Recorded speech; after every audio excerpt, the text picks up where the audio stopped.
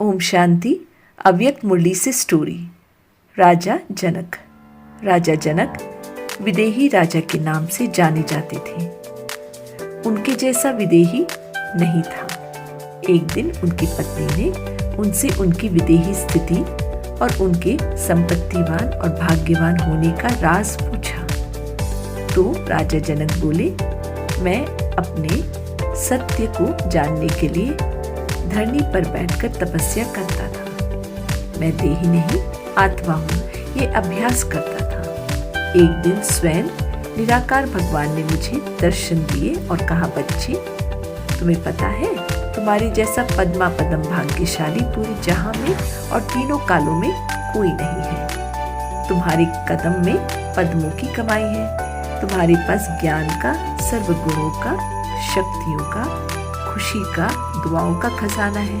तो ऐसे मालिक बच्चों पर मुझे भी रूहानी नाज है।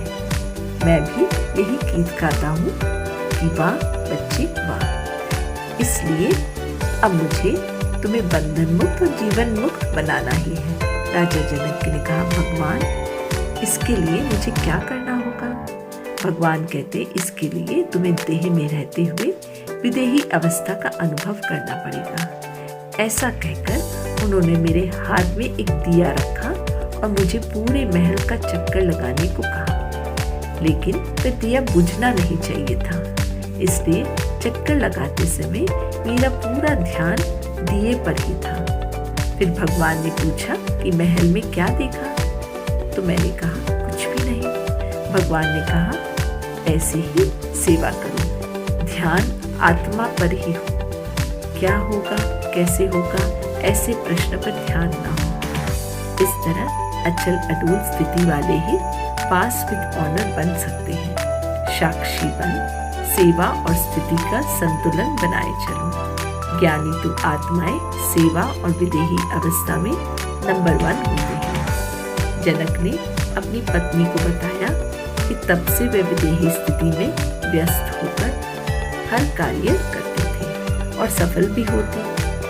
जनक की पत्नी अब जान जाती है उसके पति परमात्म कार्य में सहयोगी बन सर्व का सहयोग प्राप्त करने वाले सफलता स्वरूप आत्मा है। वह प्रकृति पति की सीट पर सेट होकर रहती है, जिससे कोई भी परिस्थिति उन्हें परेशान नहीं करती। यही उनके रिचेस्ट इन द वर्ल्ड होने का राज है। इस कहानी से हमें यह शिक्षा मिलती है कि जो परमात्म कार्य में सहयोगी बनते हैं उन्हें सर्व का सहयोग स्वतः ही मिलता है। अच्छा, ओम शांति।